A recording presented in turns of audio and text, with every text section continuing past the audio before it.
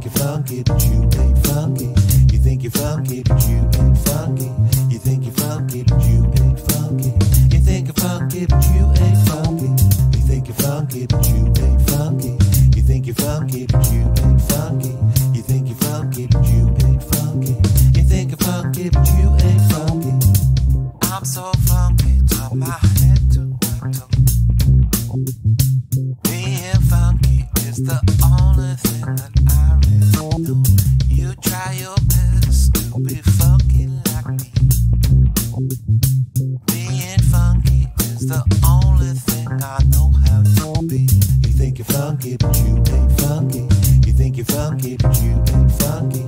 You think you're funky, but you ain't funky. You think you're funky, but you ain't funky. You think you're funky, but you ain't funky. You think you're funky, but you ain't funky. You think you're funky, but you ain't funky.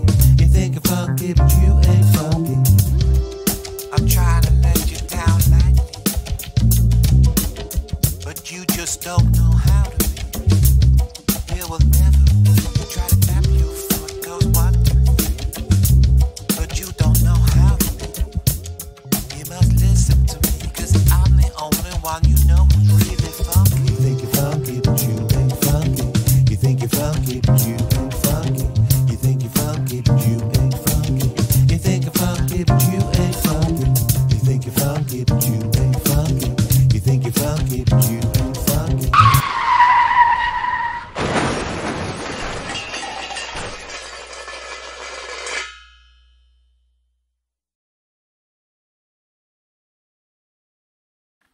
Driving along in my automobile, my baby beside me at the wheel. These are lyrics by the legendary rock and roll performer Chuck Berry. And in those lyrics, he personified two of the great themes of rock and roll. That is driving cars and the opposite sex. And often those two themes conflate and cross over. And often the attributes of the opposite sex are sometimes described in the manner of a car. There's going to be at least 2 examples on this list, because on this list I'm going to go through 10 songs that are great for driving your car to. There are so many, and you could hear cars in the background. You know, this is usually an annoyance, but in this video it adds to the ambience of the subject matter. Now, at the beginning of this video, I've submitted, is that the right word? Submitted some footage of me driving along in my car, listening to music, something I like to do a lot. I still have a CD player in my car, which is great, because I think if I had a little, you know, connection to my phone or Spotify, I would just listen to everything. But I have to put an album on, and I keep it in there for a few days, and I give it a good listen. That's my place where I can concentrate, get surrounded by the music, turn the music up, and really have a good listen. So the car for me is a place where I listen to music, and I'm sure it's a place for you, from where you listen to music. But the thing is, on this channel, we tend to discuss progressive rock, jazz fusion, all this sort of clever music. And because that's so clever, songs about cars are few and far between. And this got me thinking. I thought, could I come up with a top 10 of songs by progressive rock bands or jazz rock bands where the subject matter is about cars? And the fact is, I couldn't. It was very, very difficult to do. There are a few, but it's very few and far between, as though the theme of a car is too visceral and sexy to be dealt with successfully by progressive rock bands. So what I've done here is I have come up with a list of 10, but I have had to stretch the parameters of progressive rock very, very wide. And on this, there will be some tracks here that are definitely not progressive rock, but they may be songs that you like. It may be the songs that the sort of audience that watches this video will know and like. So down below is a playlist, right? So that you can go away and listen to my 10 songs. You could even put it on now and turn it down in the background, you know, and it would act as background music, but I won't get demonetized, you know. So are you ready to go on these 10 songs? They're not in any particular order. It's quite interesting doing these. I've done so many sort of, you know, big platonic subjective lists. These are the greatest band of all time. This is the greatest song of all time. It's been really enjoyable to actually get into the cracks. But of course, this video won't do as well. So please like and subscribe. You know, just to boost it up a little bit, you know, because this is much more the sort of thing I'd rather be doing, you know. So, and it will be more interesting because we're going to get into some strange areas, and I may even talk about bands I haven't talked about on here before, and that might expose my lack of knowledge, of course, because as you know, these videos are done off the cuff with very, very little research. I've done a little bit here. Right, shall we kick off, shall we? So at number 10, in no particular order, didn't Chuck Berry have no particular place to go? He did, didn't he? Well, in no particular order, we have at number 10, Panama by Van Halen. Van Halen is a gutsy rock band. They do sing songs about this type of stuff, right? By the early 80s, they were getting criticised for it. The critics were saying all they do is write songs about girls and driving cars. And that actually wasn't the case. I've had a good look through Van Halen's catalogue, assuming that there would be a ton of tunes about cars. There's car-related songs, but not really a song about a car, right? But on 1984, inspired by the critics' derision of Van Halen, they decided to write a song that did that specifically. So here we have a song called Panama, which could be about a number of cars that I think David Lee Roth could have owned. I looked up why it's called Panama, and he said, and I don't understand this, but maybe you will. He said Panama is about as low as you can go and get away with doing naughty things. It was that type of thing. So I think here we definitely have this classic conflation between a car and its attributes and a lady, right? It seems to be that's what the song's about. On this album, of course, you know, by this point, Van Halen had made millions and millions and one of the biggest selling bands in the world. And Eddie Van Halen had been able to buy a number of very impressive cars, including a Lamborghini. And I believe it's a Lamborghini, or it could be a Ferrari. In fact, I don't know. But if you listen to Hot for Teacher, what sounds like that drum introduction, the very first bangs and pops you hear are actually the exhaust from, I think Eddie Van Halen's Ferrari. This was also inspired by a very specific car. Eddie Van Halen had a Lamborghini. The first album I ever bought was this album, 1984, when it came out in 1984. And it opened up with a big proggy synth introduction, which was very impressive. I thought, this is really good. And then it went into Jump, that I had heard already. And then... And Jump was great, and I liked it, but it was very keyboard, and I was a bit worried. And then this came on, Panama, and I knew that this band was going to be one of my favourite bands. And Van Halen is one of my favourite bands, and Panama is a fantastic track. I think it was released as a single. There's definitely a video for it. And a fact I know about the video that came out for it is it featured, I think it's got David Lee Roth swinging a lot of... Jack Daniels down, and so their bass player Michael Anthony went and got his famous bass made that looks like a bottle of Jack Daniels. Now on MTV at the time you couldn't do product placement in a video, it wasn't allowed, but when they saw this right slap bang in the middle is Michael Anthony playing a bottle of Jack Daniels, and MTV could not fight it. They let it go. They didn't mention it. They let that video go on because Jump had been such a huge hit. Right, so I think I've said enough about that. Right, now we get to number 9 and we can actually talk about some proper prog tunes about cars. You will be relieved to know. And here I've got sort of 2 tunes, and it's by King Crimson. Who'd have thought that the esoteric, you know, cold and dark and foreboding and forbidding band King Crimson would have written not one, but 2 songs about cars. Now, the song I'm going to proffer, right, because I think it will be better to drive to, because the idea is you can get this playlist and put it on, and you could actually drive to it, right? So I didn't want to have anything too esoteric. So the one I've gone for is Neil and Jack and Me, which is the opening track on the album Beat that also came out in 1982. I don't know why I've said also, because I haven't mentioned anything else that's come out in 1982. But it's quite close to the number 1984, isn't it? So I think that's how my brain works. But I will move on from that mistake and hope that you didn't notice it and get back into the subject matter at hand. So Neil and Jack and Me ostensibly is about Neil Cassidy and Jack Kerouac. It's about the Beat Poets.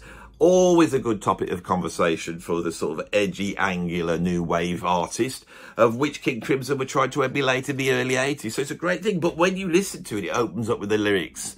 I'm wheels, I'm moving wheels. I'm a 1952 Studebaker coupe. And then the next line, he suddenly becomes a Starlight coupe.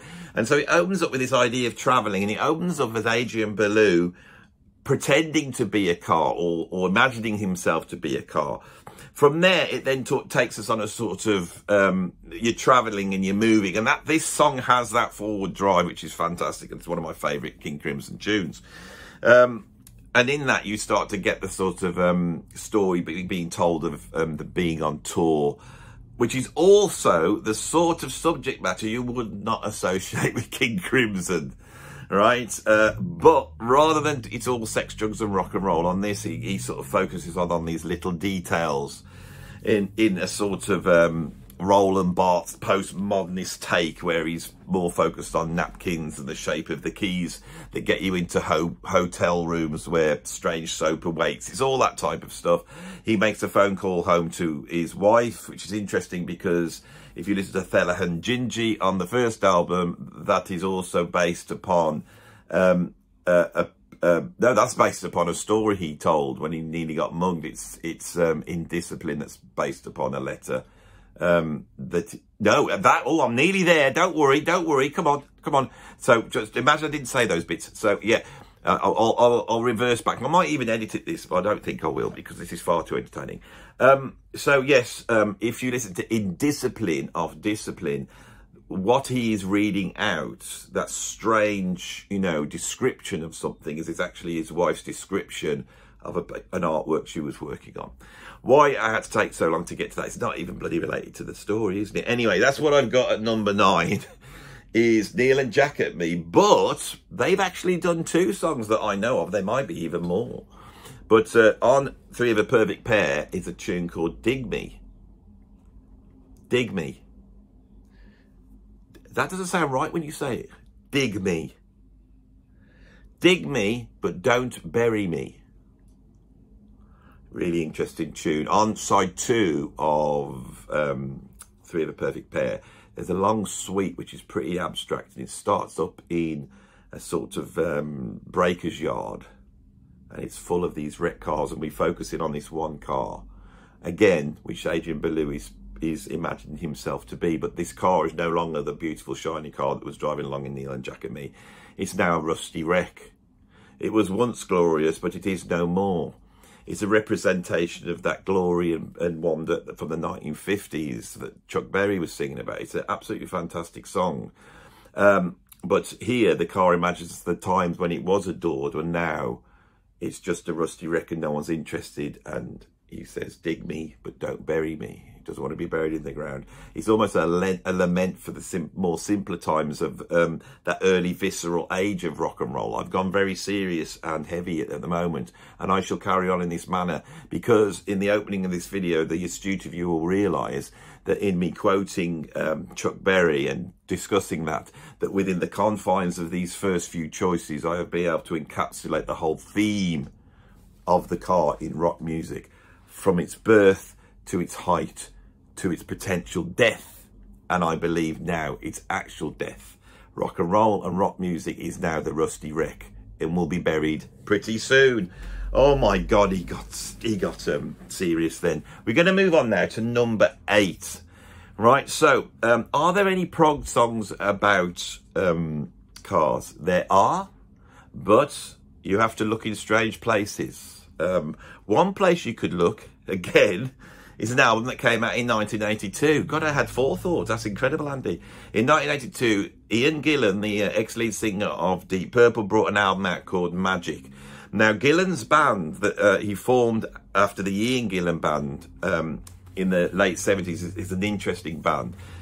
So when Gillan leaves Deep Purple, he forms the Ian Gillan band. And this is actually quite a jazz rock fusion inspired ensemble, which is quite interesting because if you remember, Gillan had really personified the sort of hard rock end of Deep Purple. When he left and Glenn Hughes and David Coverdale, it got a lot more fusiony and funky and jazzy.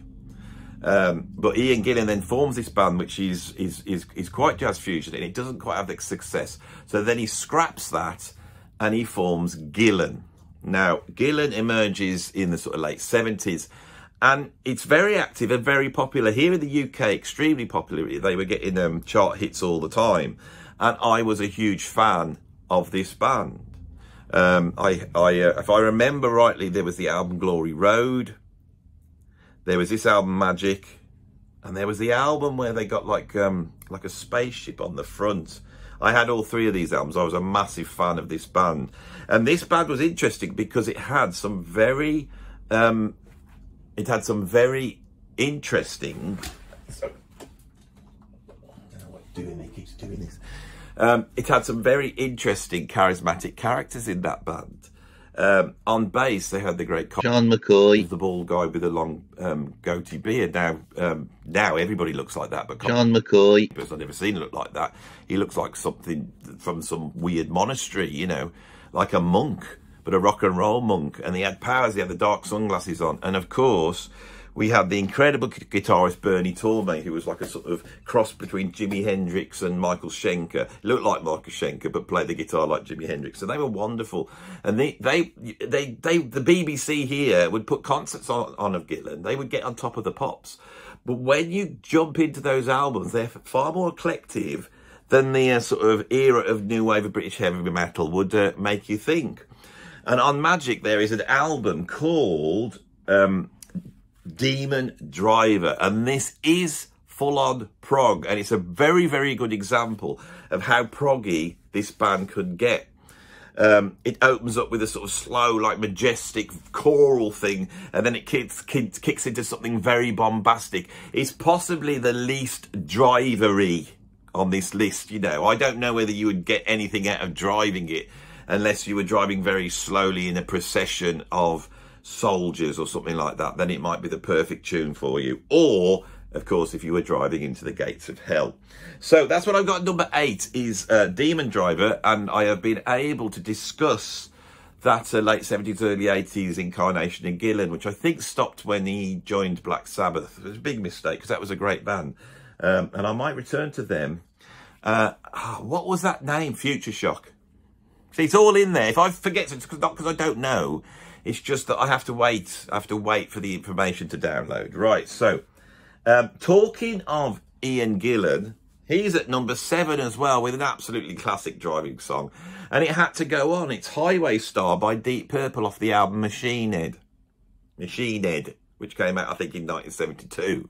Right, this is probably the ultimate driving song. Although, when I did this list, I thought, right, I know what's going on here first. I know what's going on. Speed King. I wrote it down. Speed King. Absolutely brilliant. The best driving song ever. And then I went over and I had a listen to it and listened to the lyrics. And I'm waiting for at least some reference to driving to come in so I can put it on the list. And none came. In my mind, it was totally about driving. But what actually happens in that song is Ian Gillan on Speed King runs through like a potted, how would you describe it? It's like a collage of rock and roll. Again, even in 1970, you feel that Gillan is like Adrian Belew was in King Crimson. He's returned to this idea of a car as almost like an element, you know. And Ian Gillan starts up and he says, "Good golly, little and small, even a rock for the house, but everything was tutti frutti." And he sort of goes through all these references one after the other. It's quite interesting to listen to an album which is like 54 years old and then see that they were actually lamenting a period of music which was only literally how many years before? 13 years before. You know, it's like a blink compared to that period, but it shows you how fast rock was moving. But it doesn't actually have any reference, I don't think, to driving a car. Highway Star does, right? Now, Speaking is a lot more proggy, even though it's probably one of the first heavy metal tunes ever, and it's really full in your face and driving, and it's almost laying the groundworks for thrash metal. It's also very proggy, opening up with the most incredible sort of the way you'd end a gig. This is how this album starts, with that great crashing sound and Richie Blackmore with that guitar tone to die for, and then you get this sort of ominous, almost like church-like Hammond organ come in, and it moves around in this very progressive way, and then it just gets to this one note and holds it. And it holds it for too long, and you're sat there trembling like this, what's going to happen? And then you get, bam, bam, come on, and it just kicks in, it's absolutely brilliant. Drops down, there's a whole bunch of solo instrumental stuff in the middle, very jazzy, very interesting, almost like The Doors. It's an incredible tune. And as you can see, I was prepared to talk about that, because for me, Speaking is a lot more interesting than Highway Star. But Highway Star is about driving a car, which is why it's on the list, but it's really just a point to Deep Purple. The thing I love about Highway Star, it has got an incredible chuggy rhythm, and if any of you do go out driving to my playlist, when you get to that, you will enjoy, you know, chugging along in your car whilst Deep Purple chug in the background. But that incredible keyboard break where it goes into that minor second harmonic minor, and it suddenly becomes very, very proggy. Are Deep Purple a prog band? That's the question. I mean, this is a band that's so eclectic. They did an album with an orchestra. They flirted with classical music mixed with rock music. Their arrangements are very complex. If you listen to the live stuff, it goes on for hours and hours and hours. There's a lot of virtuosity in it. I think they are, right? Let's move on to something that's a lot less proggy, but I thought I'd talk about a little bit. This is another song that's popped in my head. I thought, I can't put it on, it's not prog. And I thought, oh, but I know it relates to prog, and I'm pretty sure a lot of my British progressive rock fans will like this tune. The American fans may like it as well, because this is the only hit record that this guy ever had. And it's Cars by Gary Numan.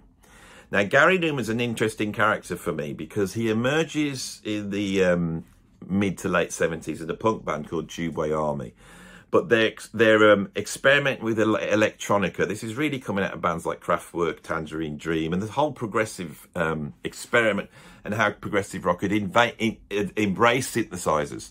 And they are a forerunner before anybody else. Eventually, they have a hit record with Our Friends Electric, which goes to #1 here in the UK. And then there's so much fuss around Gary Numan. He's so iconic image-wise. He's writing all the songs. It is about him, and it's interesting because Tubeway Army carries on, but the name Tubeway Army is dropped, and it becomes all about Gary Numan. And he writes this another song which is a little bit more poppy, a little bit more pop orientated, called Cars. And this song was apparently written in 30 minutes. Gary Numan just got a bass guitar, he plugged it in, he came up with that riff, and before you know it, he got this song.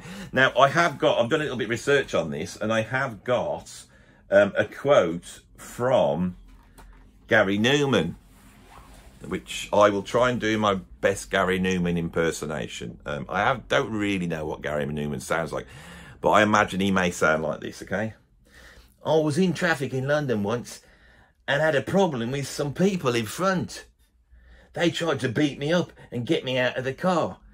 I locked the doors and eventually drove up on the pavement and got away from them. It's kind of to do with that. It explains how you can feel safe inside a car in the modern world. When you're in it, your whole mentality is different. It's like your own little personal empire with 4 wheels on it. We all know that feeling, don't we, Gary? We all know that feeling. I've never actually been attacked in my car. I think if I was being attacked in my car, I still wouldn't feel safe. But I can understand where he's coming from. So that is the tune. It's a fantastic tune. That influence has been, the Gary Numan influence has cropped up in prog quite a lot. And on the first Frost album, which I played drums on, sort of, by Frost, Million Town, there's a tune called The Other Me, And that sounds very reminiscent of a Gary Newman tune, but not this one, the Friends Electric one. What is going on in the background now? It was quite good up to there, wasn't it? You had that sort of theme going on. And now I'm advertising Pepsi and I don't want to.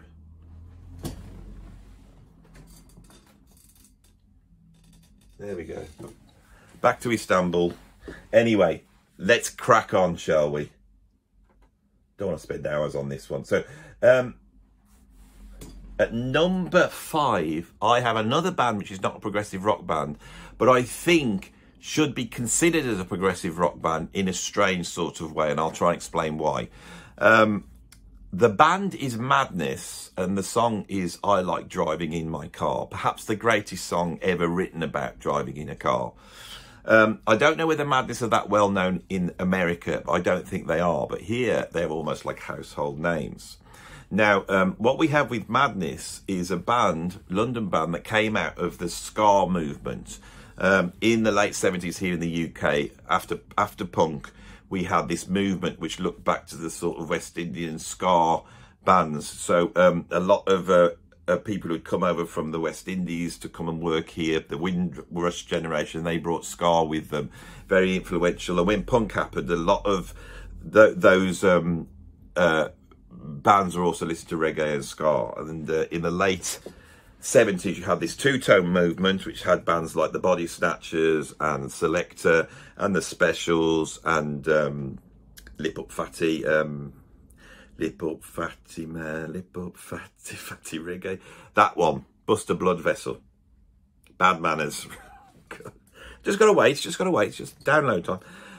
Perhaps the most successful of all those bands was Madness, who's from the off seemed to go beyond ska straight away with their Night Boat to Cairo, which I think was a cover of an old ska tune. They started to explore this sort of Egyptian imagery and these sort of harmonic minor scales. Now, this is a sort of working class sort of post-punk band, but I've always been astonished musically by what they do. And I'm going to try and give you an example, because actually I Like Driving in My Car is as much avant-garde as it is a massive pop song. It's very strange what they could pull off. But the song that won me over in terms of Madness, because they're one of my favourite bands, was the song about going to school, which is called Baggy Trousers. And I'm now going to try and explain why that is a work of genius and why it's progressive rock to you. Right, for a start, it's not a song about cars. It's not a song about, you know, rock and roll. It's a song about being at school. It's about being a child. The only other band I think that have explored this successfully was Gentle Giant on Three Friends. So the subject matter's strange. And the tune comes in almost halfway through this mad sort of weird chord changes. Right,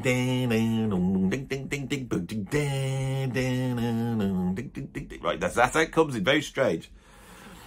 And then the vocal comes in, and the vocal is just one note. It's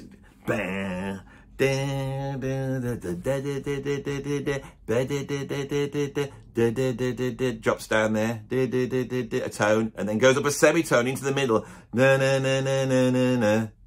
This melody is strange. It's not the melody of a pop song.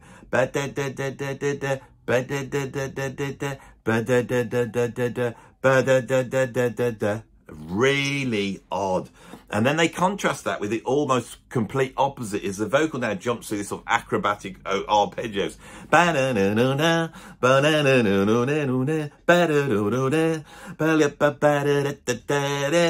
Really strange. And then it goes then into this sort of harmonic minor moving.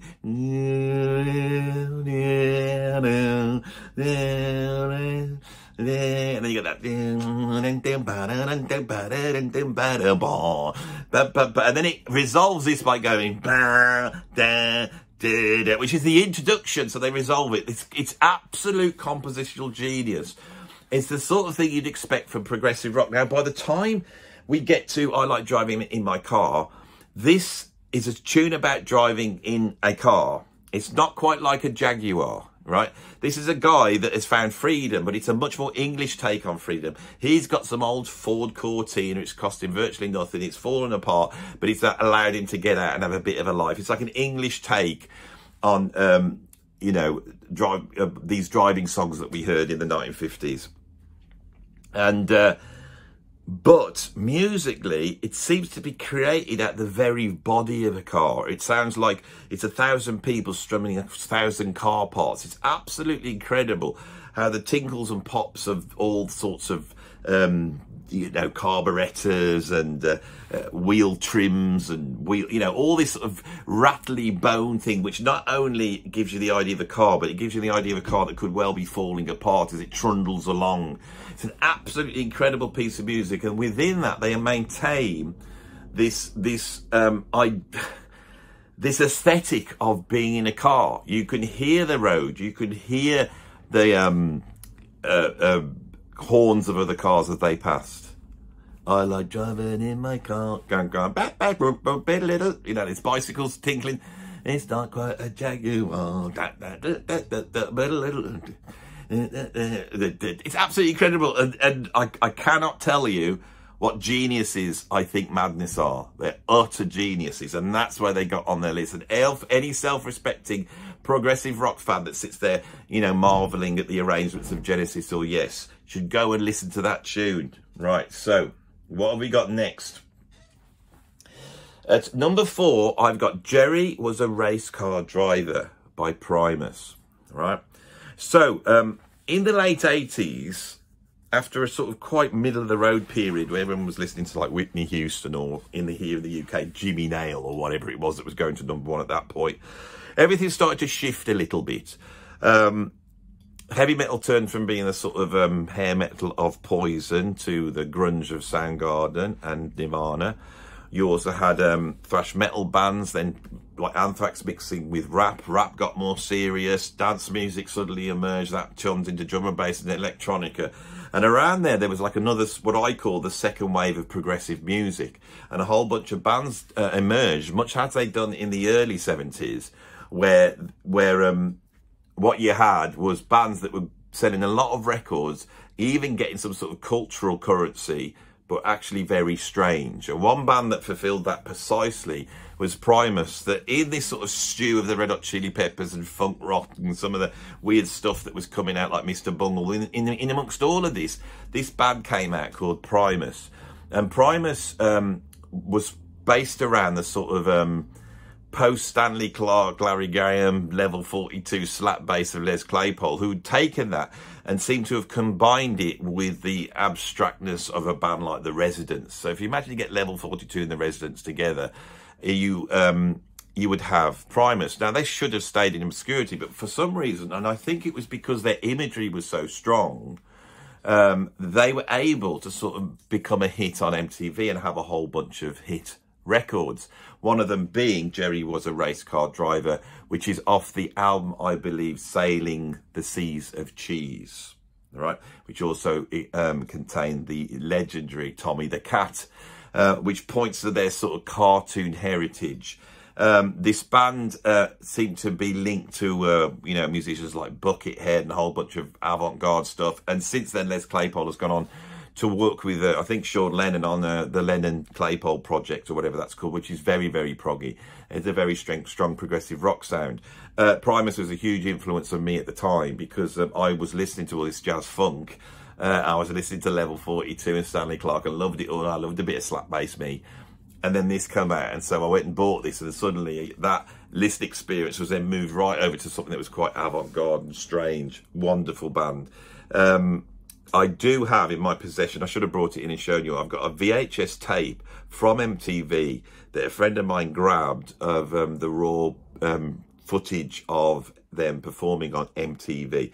And it's a surprise that a band like this would be on MTV. I mean, this band gets mentioned on Eminem's first single, you know, My Name Is. You know, he mentions 9 Inch Nails and he mentions Primus in on that first song. A huge, for a band so weird. You know, this could well be.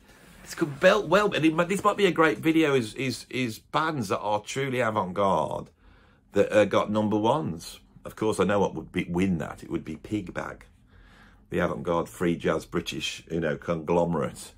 That seemed to take sort of Albert Ayler and mix it with James Brown and went to number one with the song I've Got a Brand New Combine Harvester. Now that's the Wurzels.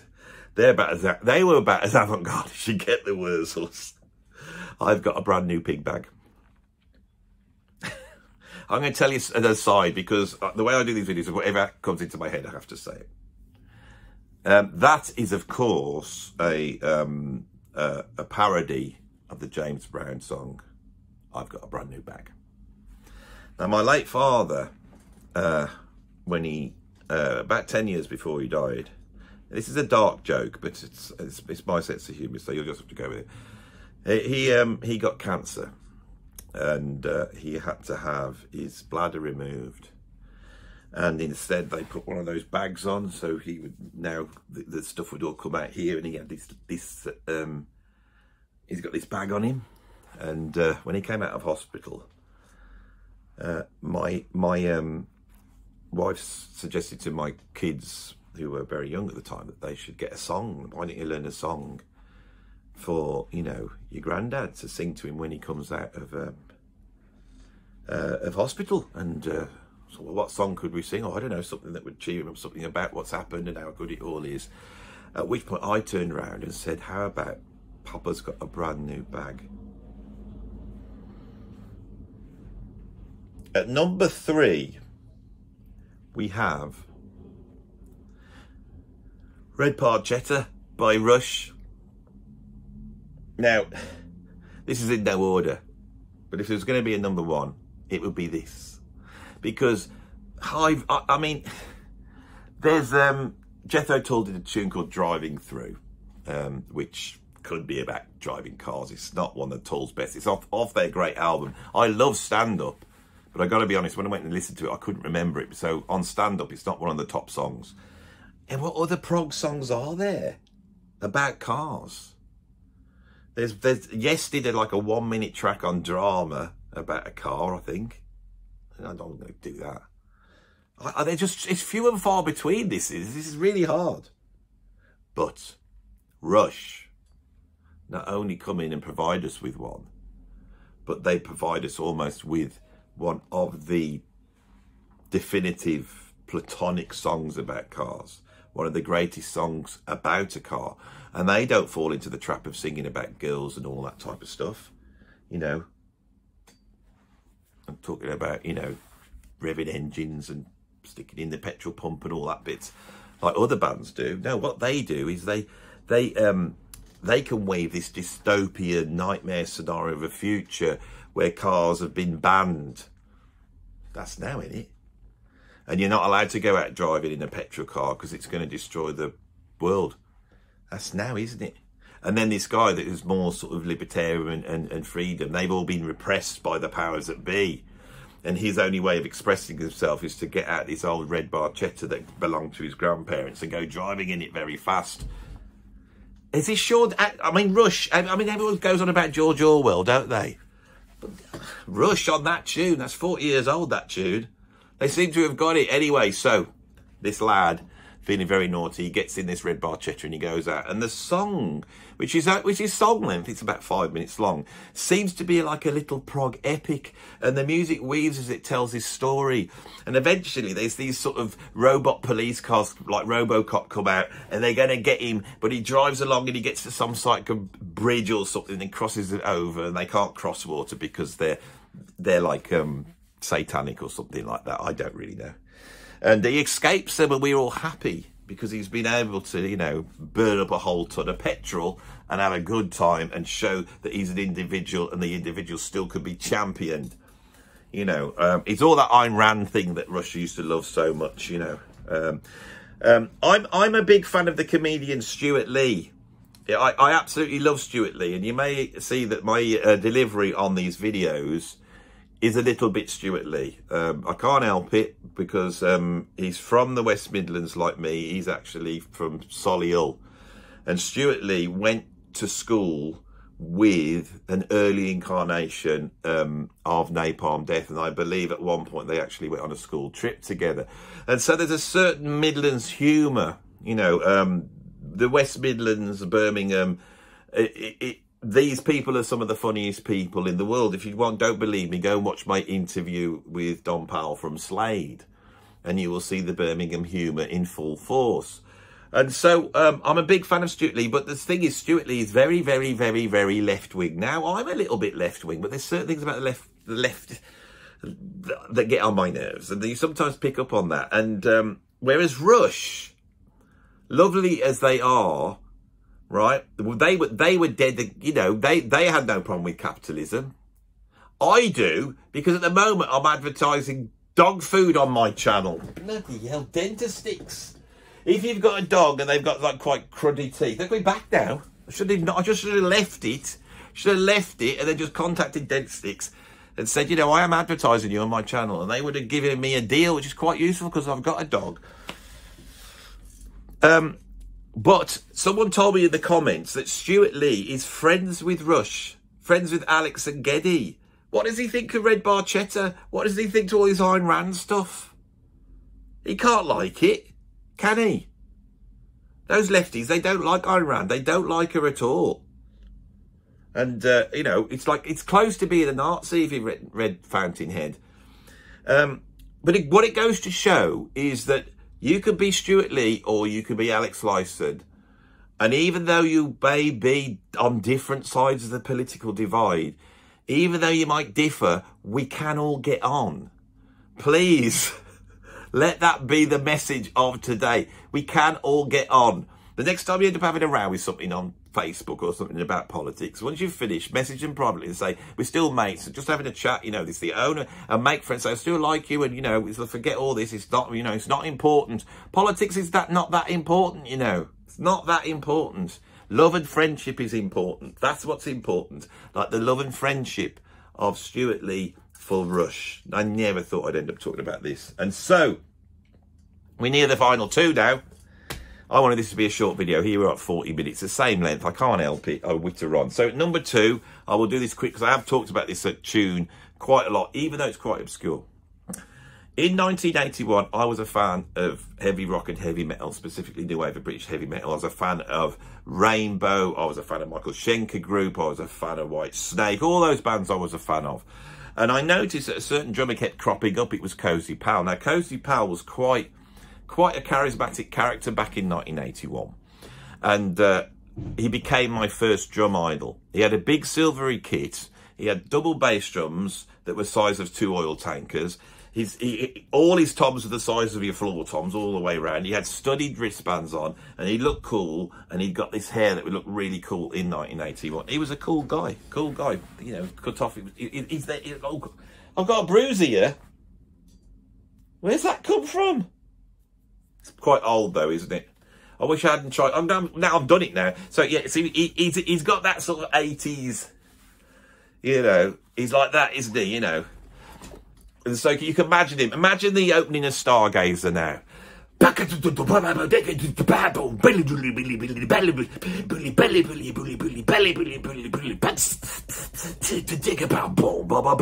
we are. Recreated it for you, you see? Like that, I can do that. This is why I'm the best music YouTuber out there. Rick Beato can't do this. None of them can do it. Adam Neely. None of them can do it. None of them can do stuff like that. But there you were. Yeah, no, it's Cozy Powell's gone now. I'm back, right? So, in 1981, he brought an album called Tilt Out. And because I was a Cozy Powell fan, I bought it and I loved it. And on side 2 is a ton of jazz rock, introducing me to the idea and genre of jazz rock. And on there is a track. I puffed myself out doing that Stargazer intro. Oh, I need to get a bit fitter. So, there's a track called The Blister. And it's not just about cars, it's about driving cars fast, it's about racing cars. And you hear the racing cars at the beginning. And then it kicks in with full-on double bass drums in the style of Quadrant 4 by Billy Cobham. Full-on mavishness. And then Gary Moore comes in and plays the guitar like, it's just so fiery and out of control.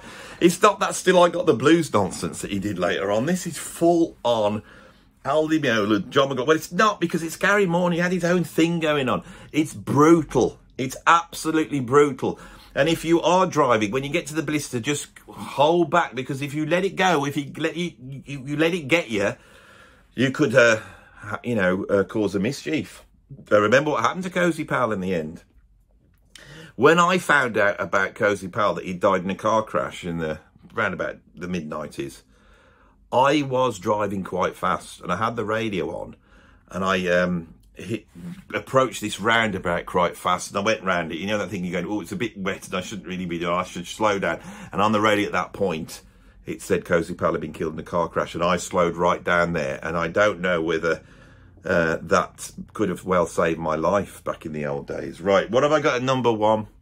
Trampled Underfoot by Led Zeppelin. Why? Because I've started with Panama and I've ended with Trampled Underfoot by Led Zeppelin. Both the personification of sexuality embodied in the car. You know, Led Zeppelin and Robert Plant go full on, almost to the point of comedy on this track. It's a fantastic track. You all know it's on Physical Graffiti. It's on the second side of the first disc. Wonderful tune. It's actually often gets seen as one of their heavier tracks, but it's really, really funky, almost like James Brown funk, and carries on from the sort of style and approach that they've done on the grunge. When I played with Robert Plant in the old days, and I'm now getting people moaning. I'm getting people coming on and go, oh, Andy's talking about Robert Plant again. Right. I do this channel, okay? I'm here, I'm talking to you. I'm telling you all sorts of things. And I would have thought the odd story about my time with Robert Plant, these are stories no one's ever heard, which would be quite interesting for you. And I'm about to tell you one, and I don't care, because I cannot believe, like you, I'm a massive Led Zeppelin fan, and I cannot believe I played with the bloke. And I'll never get over the fact that I did over 100 gigs, you know, backing up one of the greatest rock singers and probably the most iconic rock singer of all time. When I was in the band with him, which was called the Priory Brian back in the late 90s, early 2000s, we didn't do any Led Zeppelin songs. We did do Houses of the Holy, but it was really changed. We did Benny King's the one that was on Coda, We're Gonna Groove. We did that one. We started doing Thank You towards the end. So there was a few, but not much, you know, because Robert was totally right. If we'd have gone out and done a Led Zeppelin song in that set, then the audience would have just gone nuts and would have wanted it more and more. But many years later, I ended up in a pub on New Year's Eve and Robert was singing. And we decided to do Trampled Underfoot. And I got so excited to be playing that with Robert Plant that it ended up just going off the scale. And Robert was doing all his push, all the full-on stuff, and you know, and it sort of just goes off with this, and it goes like this, and I'm so into it that I get lost, and I start coming at it, and I'm inverting the beat and turning it upside down and doing this and doing that, and I'm lost. I'm just gone. I'm on stage with Robert Plant. I wouldn't say stage with a pub, and I am just going for it. Absolutely lost in my world. Robert's backing me up, you know, we're jousting, vocals and drums, everything that you dream of doing when you're a kid. It was amazing. That's what Trampled Underfoot means to me. Anyway, get to the end of the gig and we go back upstairs to towel off, have a drink. And as we walk upstairs, Robert turned around and he goes, you played great on that tune. He says, it was bloody brilliant. I enjoyed that. And I went, yeah, I couldn't believe it, Robert. It was absolutely amazing. And then he turned around and he goes, we must never do it again. And with that story, I get to the end of the video. So if you like this video, please stick a like on it. If you want to see some more like this, press the subscription button, which means you subscribe, press that one. If you want to support me more and get involved with all the mad stuff that my patrons are doing, and now they really are getting involved in the content, I'm going to be filming a video that I've been working on with them about jazz guitar in a bit. Then become a patron. You can become a free patron. You don't have to pay if you don't want to. And if you want to sort of give me a tip because you enjoyed this video, then you can do that by going into the link below and checking out my PayPal YouTube tip jar. Also, there will be a link to the playlist with all these tunes on them. So I hope you enjoyed that video. It did go all over the place a little bit, didn't it? I mean, I did go off on tangents even more than normal. But I think that was the nature of this. It was like getting in the car and going for a drive. Where are we going and where do we want to go and where do we end up? Who knows? I had no idea I was going to talk about any of the stuff on this video. That is the way these videos work. So I hope you enjoyed the content that was randomly thrown up by the great gods of coincidence and fate. Okay? I hope you enjoyed some of those stories, because I would not access them without having these weird little challenges of trying to come up with 10 songs about cars. I hope you enjoyed this video. I'll see you on the next one.